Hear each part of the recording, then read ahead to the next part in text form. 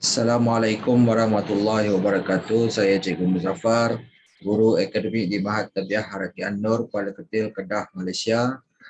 Okey, video pada kali ini adalah untuk subjek Matematik tingkatan 1 KSSM, di mana kita akan sambung berkaitan dengan subtopik 2.2. Okey, gandaan sepunya dan gandaan sepunya terkecil. Okey, dalam bab yang kedua ni, sebelum ni kita dah sentuh subtopik 2.1 iaitu faktor perdana dan faktor sepunya terbesar FSTB. Jadi pada kali ini kita akan sambung subtopik 2.2 pula. Okey. Baik. Para pelajar boleh rujuk muka surat buku teks tingkatan 1 matematik tingkatan 1 KSSM. Okey, muka surat bermula muka surat 38 sehingga muka surat 43. Okey, baik.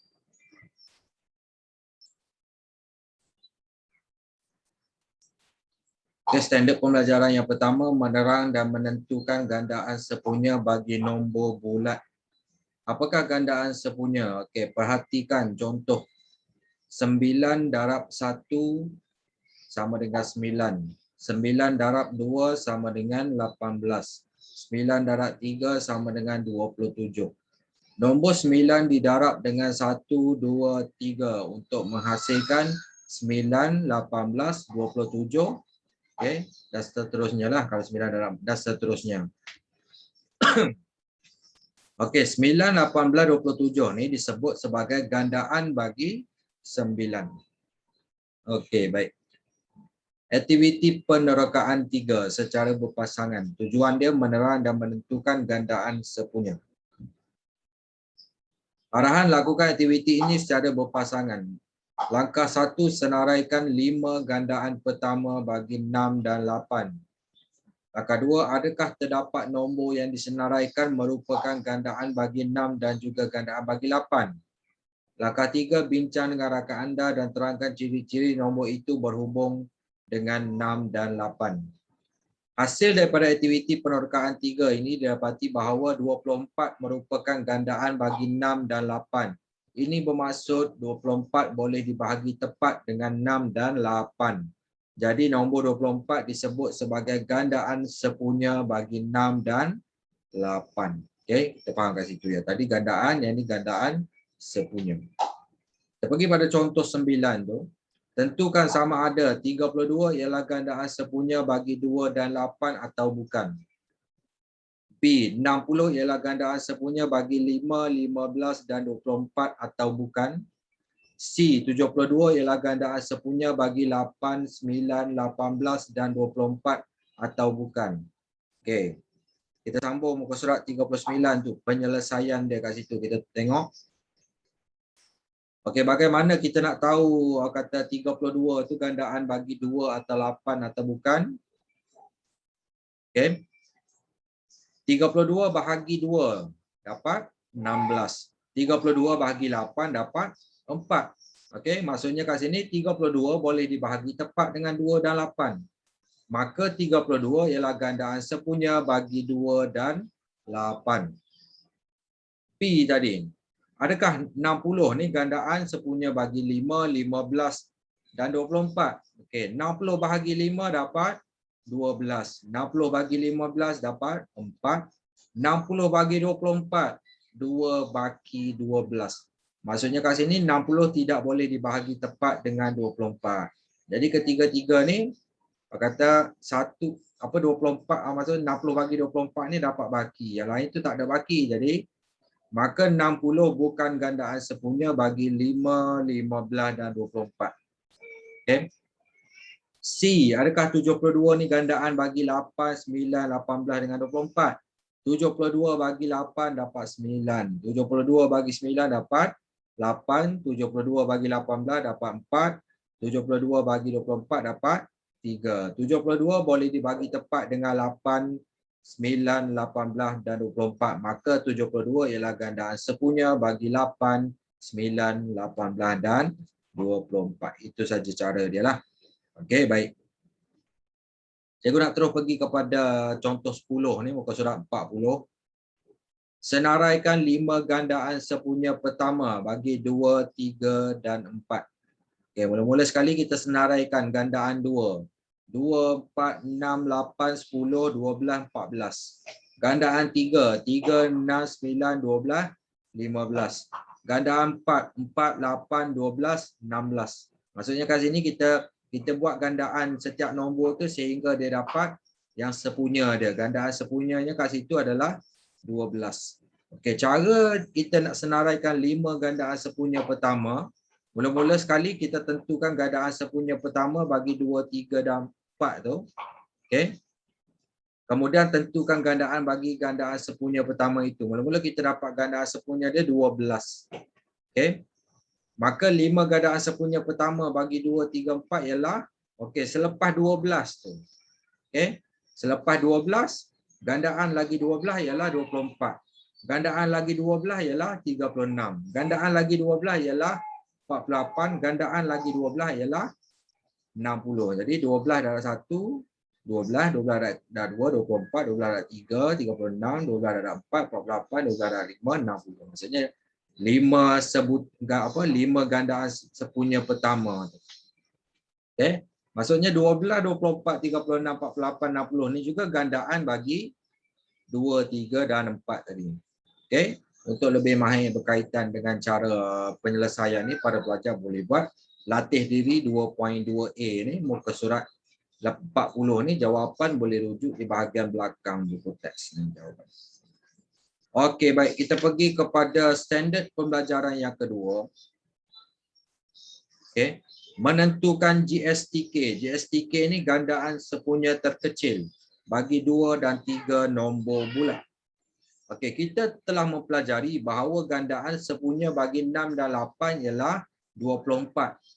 Okey, lepas tu 24 darab 2, 48, 48 darab 24 darab 3, okey, 72, 24 darab 4, 96 dan seterusnya lah gandaan bagi 6 dan 8 ni. Antara gandaan sepunya itu, gandaan sepunya pertama 24 ni bernilai paling kecil. Maka nombor 24 tersebut dikenali sebagai gandaan sepunya terkecil GSTK bagi nombor 6 dan 8. Gandaan sepunya terkecil GSTK boleh ditentukan dengan 3 kaedah. Yang pertama, menyenarai gandaan sepunya. Yang kedua, pembahagian berulang. Yang ketiga, pemfaktoran perdana. Okey, baik, kita tengok contoh 11. Tentukan gandaan sepunya terkecil bagi A 2 dan 3, B 3, 6 dan 9, C 3, 8 dan 12. Okey, penyelesaian dia, okey, untuk soalan A, okey, gandaan sepunya terkecil bagi 2 dan 3 digunakan kaedah menyenarai gandaan sepunya. Mula-mula senaraikan gandaan 2, 2, 4, 6, 8, 10. Gandaan 3, 3, 6, 9, 12. Jadi kat sini kita tengok gandaan sepunya dia terkecil itu adalah 6. Okey. Baik, selesai untuk A menggunakan kaedah menyenarai gandaan sepunya. Okey, soalan B tu menggunakan kaedah pembahagian berulang. Bagaimana cara dia? Okey, 3, 6, 9 tu mula-mula sekali. Langkah pertama, bahagikan nombor-nombor itu secara berturutan dengan pembahagi yang boleh membahagi sekurang-kurangnya satu nombor. Mula-mula sekali 3, 6, 9 ni boleh bahagi dengan 3. Ketiga-tiga nombor tu boleh bahagi dengan 3.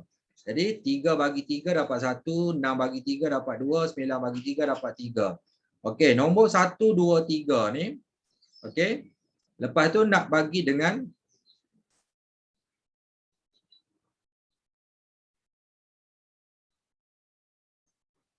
bahagi dengan 2.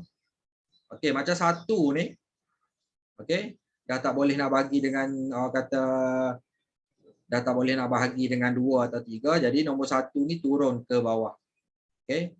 Manakala kata 1, 2, 3, dia kata bahagi itu sekurang-kurangnya satu nombor. Sekurang-kurangnya kat sini 1, 2, 3 ni.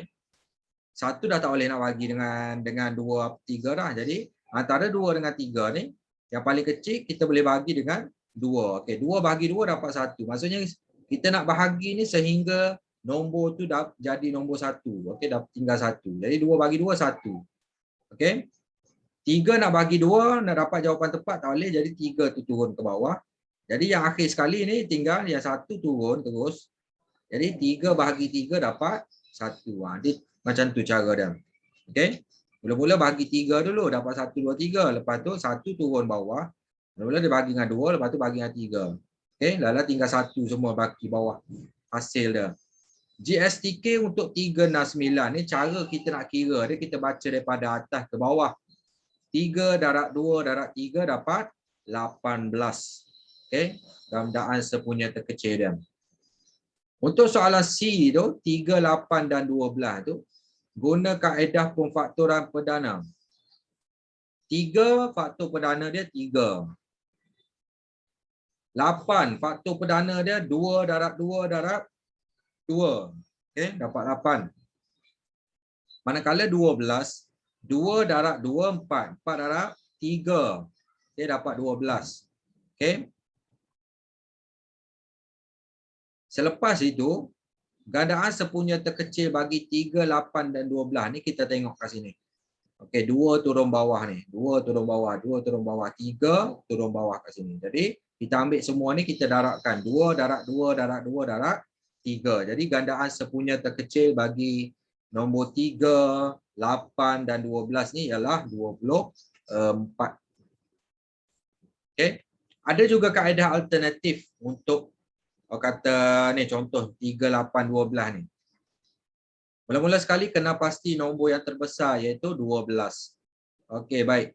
Yang kedua, senaraikan gandaan nombor yang terbesar itu. Jadi gandaan 12 ialah 24, 36, okey, 48 dan seterusnya.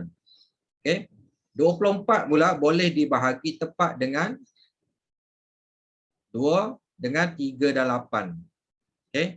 Maksudnya antara gandaan 12 tadi, 12, 24, 36 ni yang mana boleh bahagi tepat dengan 3 dengan 8. Jadi kita tengok kat situ yang boleh bagi tepat dengan 3 dengan 8 ialah 24. Okey, 12 tak boleh bagi tepat dengan 8, 36 tak boleh bagi tepat dengan kata 8. Jadi 24 saja. Maka gandaan sepunya terkecil bagi 3, 8 dan 12 ialah 24. Itu kaedah alternatif yang kita boleh gunakan. Jadi untuk lebih mahir berkaitan dengan gandaan sepunya terkecil bagi senarai nombor tu, para pelajar boleh buat latih diri 2.2b, jawapan boleh rujuk di bahagian belakang buku teks. Standard pembelajaran terakhir, okey, menyelesaikan masalah yang melibatkan gandaan sepunya terkecil, GSTK. Okey.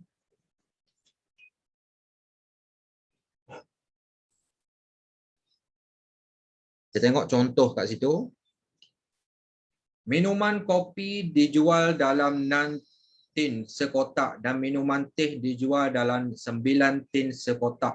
Ainun ingin membeli bilangan tin minuman yang sama bagi kedua-dua jenis minuman itu untuk jamuan hari jadi adiknya. Berapakah bilangan kotak yang paling kurang bagi setiap jenis tin minuman yang perlu dibeli oleh Ainun? Okey. 4 langkah kat situ. Pertama sekali memahami masalah. Bilangan tin minuman kopi tadi dia bagi tahu 6 tin sekotak. Bilangan tin minuman teh 9 tin sekotak. Okey, cari bilangan kotak yang paling kurang bagi setiap jenis tin minuman yang perlu dibeli oleh Ainun. Merancang strategi. Cari GSTK iaitu gandaan sepunya terkecil bagi 6 dan 9 untuk menentukan tin minuman yang sama. Gunakan pembahagian untuk mencari bilangan kotak tin minuman kopi dan teh. Melaksanakan strategi. Pertama sekali kita senaraikan gandaan 6 dan gandaan 9. Okey, gandaan 6, 6, 12, 18, 24, 30. Gandaan 9, 9, 18, 27, 36, 45. Jadi kita tengok kat sini gandaan sepunya terkecil GSTK bagi 6 dan 9 ialah 18. Jadi dengan 18 tu tadi, kita guna kaedah bahagi untuk dapatkan bilangan kotak setiap minuman tu. Bilangan kotak tin minuman kopi 18 bahagi 6 tin tu. 6 tin sekotak. Jadi 18 bagi 6 dapat 3 kotak untuk kata kopi. Bilangan kotak tin minuman teh. Okay, 18 bahagi 9 tin sekotak tu dapat 2 kotak. Jadi bilangan kotak yang paling kurang dibeli oleh Ainun ialah 3 kotak tin minuman kopi dan 2 kotak tin minuman T. Okey, membuat refleksi bilangan tin minuman kopi. Okey. Bilangan tin pula dalam tu bila 3 kotak teh darat 6 tin ada 18 tin minuman kopi dalam tu. Dan bilangan tin minuman teh pula 2 kotak darat 9 tin sekotak 18 tin minuman teh. Macam itulah cara kita semak jawapannya. Jadi untuk selanjutnya para pelajar digalakkan buat latih diri 2.2C dalam buku teknik. Okey, dan juga mahir diri 2.2 tu muka surat 42 dan jawapan boleh rujuk di ruangan jawapan di belakang buku teknik. Okey, baik, secara rumusannya okey, orang kata di penghujung video ni, jadi secara tak langsungnya orang kata kita dah sentuh kedua-dua perkara, okey, berkaitan dengan faktor dan gandaan di bawah bab yang kedua ni lah. Okey, di mana faktor kita dah belajar sebagai contoh kat sini kita dah belajar faktor bagi 12. Okey, 1 2 3 4 6 12, faktor bagi 18 1 2 3 6 9 18 sebagai contoh. Dan kita belajar faktor sepunya, okey. Jadi kita tengok kat sini kita dah senaraikan faktor bagi 12 dan 18, faktor sepunya bagi 12 dan 18 adalah 1 2 3 dan 6. Lepas tu pula faktor sepunya terbesar daripada senarai faktor 12 dan faktor bagi 18 ni, faktor sepunya terbesarnya adalah 6. Okey. Yang hari ni punya video kita dah sentuh gandaan. Sebagai contoh gandaan bagi 6, 6, 12, 18, 24, 30. Gandaan bagi 8, 8, 16, 24, 32, 40. Jadi daripada senarai gandaan 6 dan 8 ni, gandaan sepunya bagi 6 dan 8 adalah 24, 48, 72, 96, 120. Mula-mula kita tahu dulu dia punya gandaan sepunya dia. Lepas tu gandaan bagi orang kata gandaan sepunya tu apa? Gandaan sepunya pertama tu apa? 24, 48, 72, 96, 120. Seperti yang kita dah cerita tadi cara dia. Gandaan sepunya terkecil. Okey, bila kita nampak ni gandaan sepunya dekat situ 24, jadi gandaan sepunya terkecil bagi 6 dan 28 ialah 24. Okey. Jadi secara keseluruhannya kita dah sentuh keseluruhan standard pembelajaran yang kita belajar dalam bab 2 faktor dan gandaan ini. Okey, itu saja video penerangan berkaitan dengan subtopik 2.2. Okey. Gandaan sepunya dan gandaan sepunya terkecil GS3 di bawah subjek matematik tingkatan 1 KSSM. Okey, itu saja. Sekian, terima kasih. Assalamualaikum warahmatullahi wabarakatuh. Jumpa lagi.